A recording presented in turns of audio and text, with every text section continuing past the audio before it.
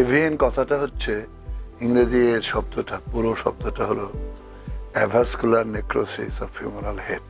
Necrosis মানে এখানে রক্ত সঞ্চালনটা বন্ধ হয়ে যায় এবং ওই জায়গাটা, ওই টিস্যুগুলো বা কলাগুলো মরে যায়। তো আমরা এভিএন বলতে গেলে আমরা প্রধানত ফিউমারাল হেডকে বোঝাই, যেটি কমনলি ব্যবহার হয়। কিন্তু এই এভিএন কিন্তু আরো অনেক জায়গায় হতে পারে। যেমন আমরা বলি যে হেড অফ দ্য হিউমারাস, সেখানেও রক্ত সঞ্চালন বন্ধ হয়ে যায়, যে ফ্র্যাকচার হয়ে, কিংবা আমরা কোনো কারণে ফিক্স করে দিলাম অপারেশন করে, বেশি বেশি যদি ঘাটাঘাটি হয়ে থাকে তাহলেও রক্ত সঞ্চালন ব্যাহত হয়। তারপরে আমাদের আরো কতগুলো ছোট ছোট বোন আছে যেগুলোতে হতে পারে, যেমন এখানকার আছে আমাদের হাতের ছোট বোন রয়েছে, পায়ের ছোট বোন রয়েছে, এই সব জায়গাতেও।